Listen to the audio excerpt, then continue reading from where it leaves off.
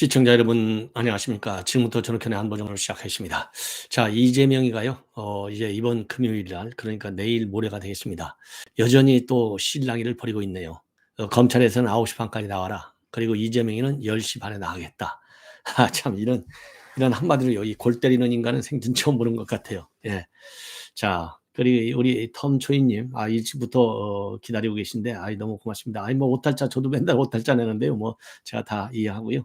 야, 제가 죄송합니다. 기다리게 해드려 갖고. 그래서 본래도 오늘 제가 한 40분에 시작을 하려고 했는데 우리 텀초이님께서 일찌감치 나오셔 갖고 기다리고 계셔서 제가 죄송해서 빨리 시작을 하고 있습니다. 그리고 유동규가요, 오늘 재판이 열렸는데 여기에서 또 이재명한테 야, 너무 특권 이거 앞세우지 말아라. 예. 제대로 얘기를 하고 있어요. 그러니까 네가 지은 죄는 네가 처벌받아라 이런 얘기 아니겠습니까? 그리고요. 지금 이제 안철수하고 이제 대통령실하고 일전이 이제 벌어졌는데 이 안철수 의원이 이제 꼬리를 내렸죠. 이 윤핵관 그다음에 윤한연대 말 쓰지 않겠다. 딱 얘기했는데 이진복 정무수석이 오늘 기자들하고 만나가지고요. 앞으로 아무 말도 안 하겠다. 더 이상 시비하지 말라. 예, 그러면 가만히 있는다. 이런 얘기를 해서 일단 이 대통령실과 이 안철수와의 이 표면적인 논쟁이를 깔을까요? 이거는 일단 안철수가 꼬리를 내리면서 이 대통령실에서 그를 수용하는 모양새에서 이렇게 이제 가는 그런 이 과정에 있지 않나. 일단은 그렇게 조심스럽게 예측을 합니다. 그러나 이게 말이죠. 이 럭보용이 돼가지고 이 판이 지금 현재 굉장히 어떤 판으로 흘러갈지 또 예측이 불허하기 때문에 언제 어디서 또 이 갈등이 또 벌어질지 모를 것 같아요. 자, 그다음에는요. 지금 이재명이에 대한 이 검찰의 수사. 지금까지 이제 대장동, 그다음에 이제 우의대 신도시 이게 이제 집중되어 있잖아요. 그런데 지금 이제 백현동은 이미 입건이 돼 있어요. 경찰에서 백현동하고요. 백현동과 관련해서는 정진상, 그다음에 이재명, 그다음에 유동규가 입건이 되어 있는데 지금 오늘 조선일보 보도를 보면 백현동 사건에 대해서도 이제는 이 배임 혐의, 그래서 피의자로 적시돼서 조사한다 이렇게 되어 있고요.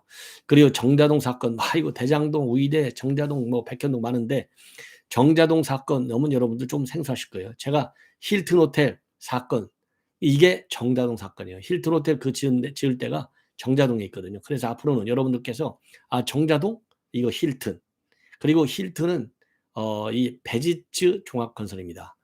자, 그래서 이 백현동 하면 아시아 디벨로퍼, 그리고 지금 이제 이 정자동 하면 힐튼 호텔의 베지츠 종합건설. 요거를 꼭 좀 이해해 주시면 이 언론을 보도를 보시는데 상당히 이해가 될 것 같아요. 그래서 검찰에서의 이 수사 전략을 조선일보가 좀 간략간략 했는데 제가 거기에 그거를 갖다가 이 논평해 드리도록 하겠고요.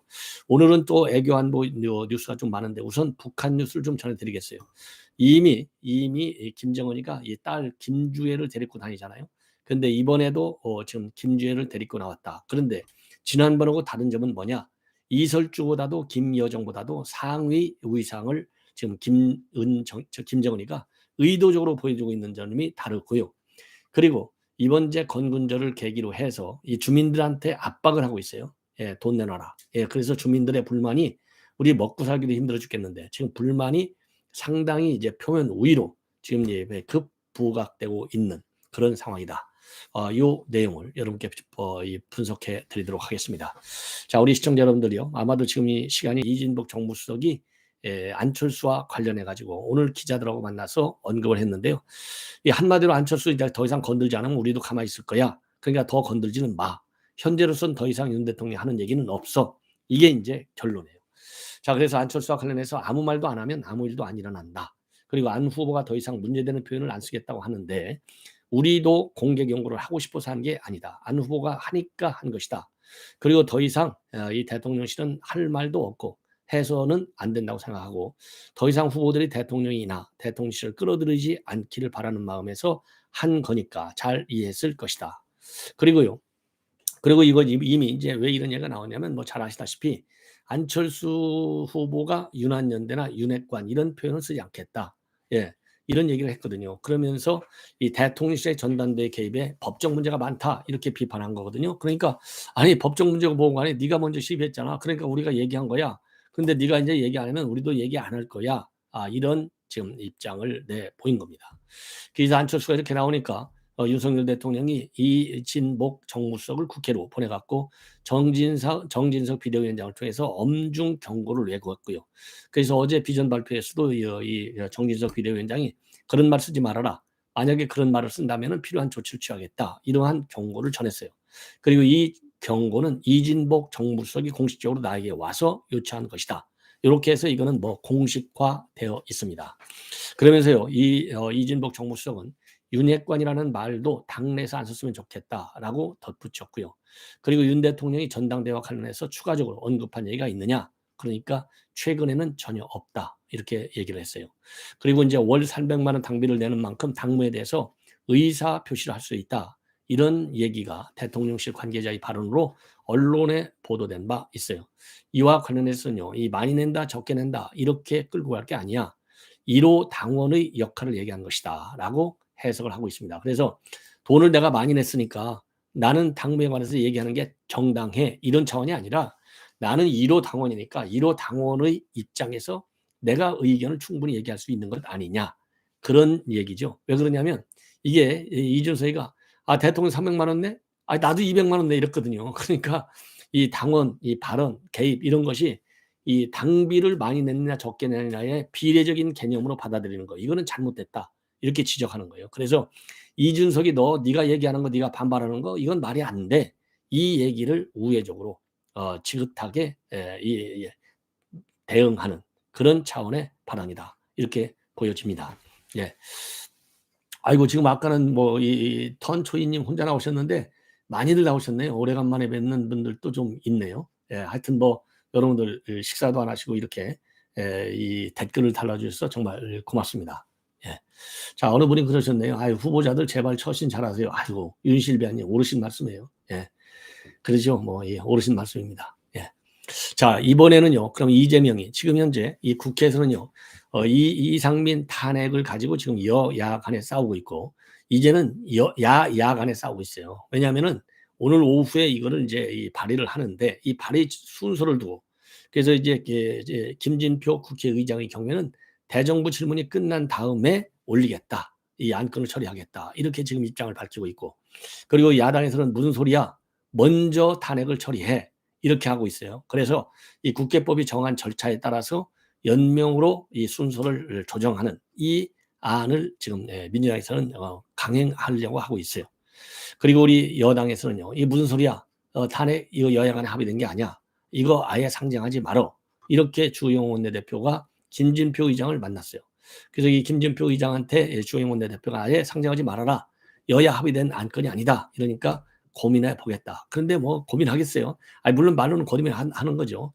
제가 보기에는 결국은 이제 민주당에서는 김진표 의장의 체면은 체면대로 세워주고 또 민주당은 민주당대로의 이런 이 탄핵안을 밀어붙이는 데 대한 역풍 우려를 감안한다 하더라도 탄핵의 본래 취지에 맞게 그만큼 민주당이 얼마나 중시하고 있는지를 얘기하기 위해서 최1순위로 오후 이 국회가 열리면 바로 처리하라. 이렇게 지금 압박을 가하고 있는 형국입니다. 자, 그래서 이 탄핵안에 관해서요. 조금 전에 이재명이가 입장을 내놨어요. 자, 이 한마디로 인해서 이 이상민 탄핵은 윤 정권의 비상식과 무책임을 바로잡는 첫걸음이다. 대통령은 석고 대제의 자세로 사과하라. 그리고 30조 민생 추경은 빨리빨리 협의해 나가자. 이런 입장을 내놨는데요. 이 얘기는 왜 내놨겠습니까? 지금 탄핵을 계기로 해서 지금 전국 주도권을 완전히 상실했잖아요. 민주당도 상실, 이재명이는 뭐 이 사법 리스크 방탄 이게 전면에 부각돼 있어요. 그러다 보니까 이거를 희석시키기 위해서 탄핵과 관련해서 이러한 강공 입장을 이재명이도 또 지금 내놓는 것이 아니냐. 그래서 계속해서 개딸들만 끌고 가겠다라고 하는 이재명의 심산을 우리가 한번 읽어볼 수 있는 대목이다. 이렇게 보여지는데요. 오늘 최고위에서 뭐라고 했냐면 이번 탄핵안은 끔찍한 참사 앞에서도 반성하지 않는 윤 정권의 비상식과 무책임을 바로잡는 첫걸음이다. 헌법 정신에 따라서 처리해야 한다. 그리고 파변돼야 할 장관, 지금까지 자리를 둔 것만으로도 이 정권은 입이 10개라도 할 말이 없다. 그리고 참사 책임을 부정하기 위해서 국민과 맞서는 것은 당랑거철의 다름 아니다. 당랑거철이라고 하는 것은요, 이 사마귀가 수레바퀴를 막는 것을 얘기하는 겁니다. 그러면서 대통령은 유족과 국민에게 섰고 대조하는 자세로 사과하라. 그리고 지금 이제 난방비 폭탄 이거 정부가 방치하고 있는데 최소 30조 민생 추경 협의에 나서달라. 아니 왜 정부가 이걸 눈 감고 있어요? 아니 윤석열 대통령이 뭐라고 그랬습니까? 서민 그다음에는 중산층까지도 이 난방비 폭탄 문제는 정부가 지원해 줄 수 있도록 적극적으로 이 정부가 대응을 하라. 이렇게 취지해서 정부가 지금 굉장히 발빠르게 움직이고 있잖아요. 이렇게 입만 벌리면 거짓말하는 이재명. 이것을 우리가 다시 한번 확인할 수 있어요. 그러면서 이제 또 일본 문제, 이 후쿠시마, 올 봄에 후쿠시마 원전 오염수 방수를 강행할 태세인데 가장 가까이서 직접적인 피해를 입게 될 국가인 대한민국 정부는 아무런 대책도 움직임도 보이지 않고 있다. 이렇게 비판하고 그리고 강제동원 피해자 배상 문제부터 후쿠시마 오염수 문제까지 윤 정권은 일본 앞에서만 서면 작아지고 있고 일본에 모두 퍼주겠다는 굴욕적 대일 접근법을 벌여야 한다. 글쎄요, 이 굴욕적입니까? 아니 한미일 삼각 안보 협정 체제를 확고히 하고 그다음에 문재인 정권이 망가뜨렸던 한일 관계를 개선하는 한일 정상회의 개최를 준비하고 있고 이게 지극히 외교 문제를 즉 안보 문제를 바로잡고 있는 과정에 윤석열 대통령이 적극적인 역할을 하고 있는 거예요. 그런데 이거를 갖다가 굴욕적이다? 아니 그러면 저희 문재인 같이 적으로 삼아야 할 북한은 적으로 인정하지 않고 최우방으로 생각해야 할 일본에 대해서는 적으로 생각하는 죽창가를 들고 노래를 부르는 이 문재인 정권 누가 잘했다고 봅니까? 시청자 여러분. 이런 이재명의 이런 좌파적인 안보 외교 시각, 외교안보적 시각 이런 사람이 어떻게 대통령 후보를 2명이나 나왔는지도 2번이나 정말 이해가 가지 않아요. 이거 다 심판받아야 됩니다. 자 이렇게 해서요. 아까 말씀드린 대로 이 탄핵과 관련된 입장을 내놨는데 지금 이제 우리 이 여당에서는요. 절대로 이거 하면 안 된다. 그래서 절대 상정하지 말아달라. 탄핵 소추안 소추 여건을 갖추지 못했고 양당 간 의사일정 합의도 없었기 때문에 본회의 일정으로 잡으면 안 된다. 이렇게 강력하게 이 반대 의사를 표명을 했습니다. 그럼에도 불구하고 오늘 최고위에서요. 지금 현재 이재명을 비롯해서 이 박홍근, 정청래 이런 사람들이요. 이 끝까지 탄핵 통과를 강력히 추진하고 있다. 이렇게 보여집니다. 그래서 지금 이 역풍이 눈에 보인다라고 말씀을 드리고 싶고 오늘 유동규가 말이죠. 오늘 이 재판에 참석을 했어요. 그게 신도시 우일의 신도시 개발 문제와 관련해서 2차 공판을 마친 후에 이재명은 왜 특권을 뺏겼다고 하면서 맨날 특권을 쓰고 있느냐.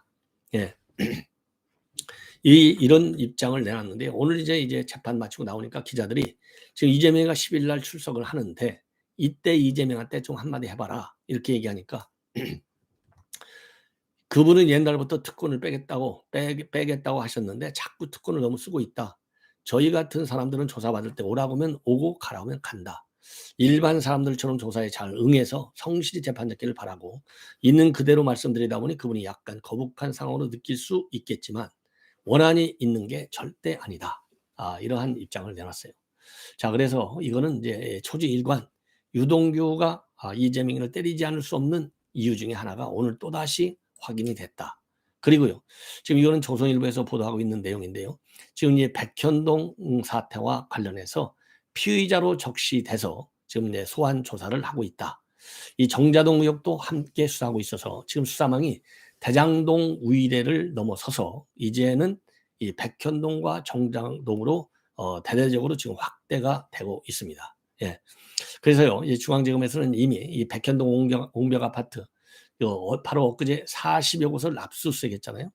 이 백현동 사건과 관련해서는 정진상이가 이 백현동 사건의 주범인 김인섭이하고요.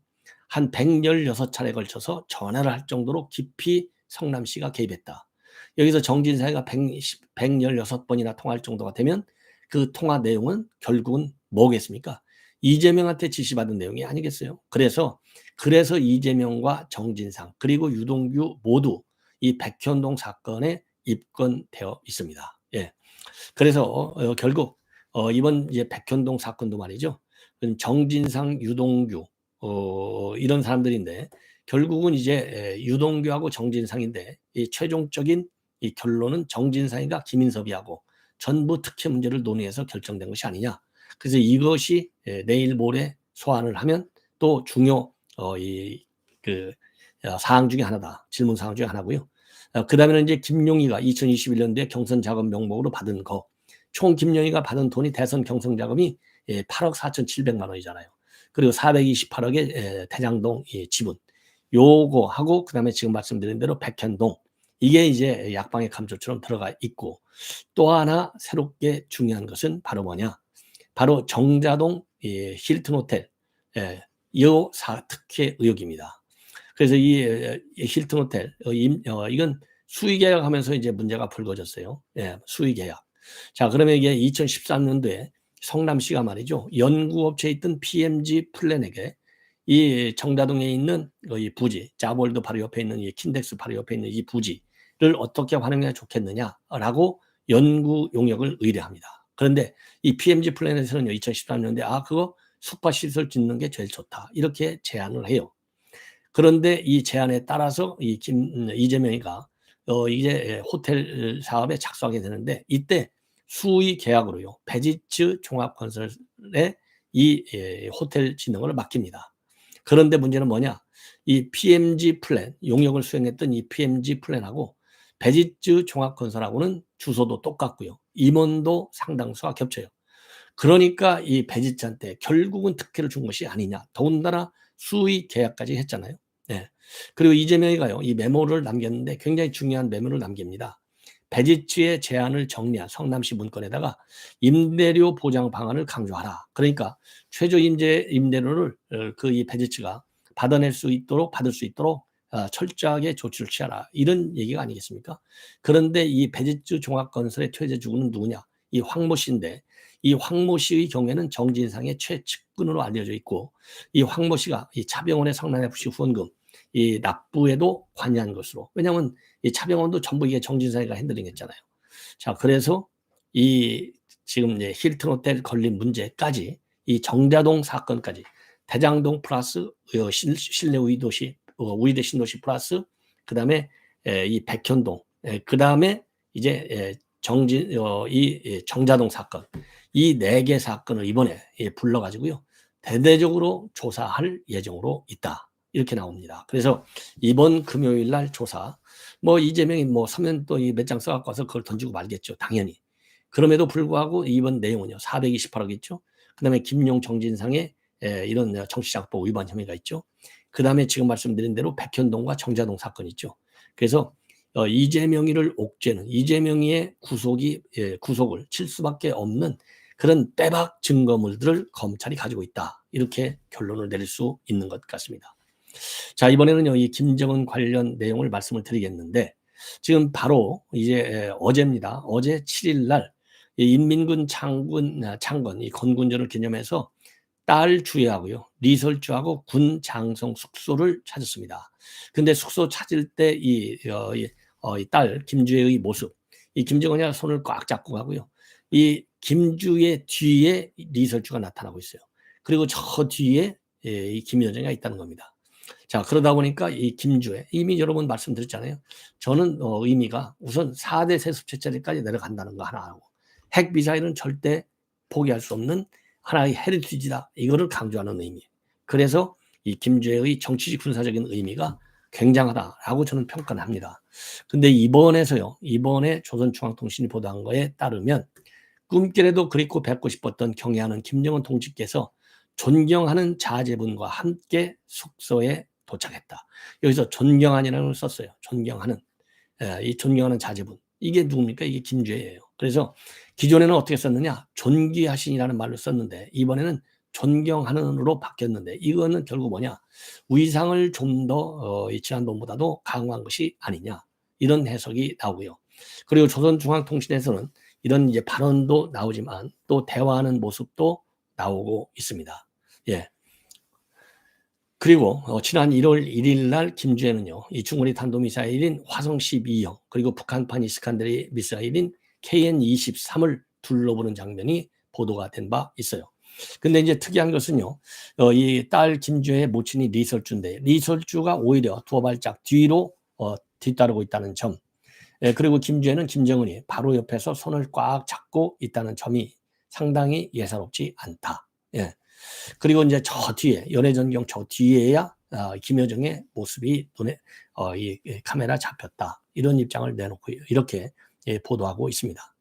그리고요, 이 건군절 기념 연회 연설에서 김정은이가 어떤 입장을 내놨냐면 이 땅의 영원한 평화를 위해서 진정한 융성과 발전을 위해서 또 후손 만대를 위해서 우리는 참으로 많은 고통과 아픔을 감내하며 마침내 위대하고 절대적인 힘을 키웠다. 이렇게 밝히고 있거든요. 여기서 마침내 위대하고 절대적인 힘이라고 하는 것은 결국 뭡니까? 이게 바로 핵 무력을 얘기하는 거예요. 그 정도로 이 정도로 이 핵에 대해서는 이제 3대, 4대 세습적인 차원에서 이 핵무기를 관리하고 있는 점, 핵무기 정책을 전략하고 있는 점, 이것이 이게 예사롭지 않다. 그래서요, 어떤 경우에도 이 비핵화 협상, 여기에는 김정은이가 응할 가능성이 전무하다. 이게 저의 판단입니다. 자, 이런 가운데 말이죠. 이런 가운데 지금 이제 북한 주민들한테 쌀이든 돈이든 돼지든 바쳐라. 이렇게 해서 지금 북한 주민들이 난리가 나고 있어요. 이 내용은 자유아시아 방송이 보도를 한 겁니다. 6일 날 방송에서 보도했는데요. 자, 그래서 건군 창건, 예, 군 창건 75주년을 맞이해서 주민들한테 군무대 지원 물자를 강요하고 있고 또 돈을 내라고 지금 난리를 치고 있어서요. 주민들의 반발이 만만치가 않다. 그래서요, 지금 이제 이 RFA 자유아시아 방송에서 인용된 지역이 두 군데예요. 하나는 안주시고요. 하나는 함흥시입니다. 여기에서 돈을 좀 많이 내라 이렇게 압박을 받고 있는 거예요. 그래서 이제 주민들이 지금 불만이 굉장한데 예를 들어서 지금 이제 이 안주시에서의 경우에는요. 군대 지원금으로 이 주민들한테 한 2천 원을 내라. 약 0.24달러인데요. 이거 내라는 겁니다. 이거는 작년 군대 지원금의 2배 이상이나 더 높은 금액이라고 그래요. 그래서 주민들의 반발이 지금 굉장히 세고 또 이 함흥시 당국도요. 여유가 있는 주민들은 쌀이든 돈이든 돼지든 충성심을 가지고 군대 지원 문자를 바쳐라. 이렇게 연일 선전전을 지금 나서고 있다고 합니다. 자, 이거요. 잘만 하면 주민 폭동으로 이어질 수 있는 것이 아니냐. 그래서 과거에는 주민 폭동 아예 입 밖으로 꺼내지도 못했거든요. 이제는 이걸 보면 주민 폭동이라는 말을 이제는 이제 공식화할 그런 그 순간으로 지금 오고 있는 것이 아닌가 이런 생각이 듭니다. 시청자 여러분 이렇게 해서 본 방송을 모두 마치겠습니다. 대단히 고맙습니다.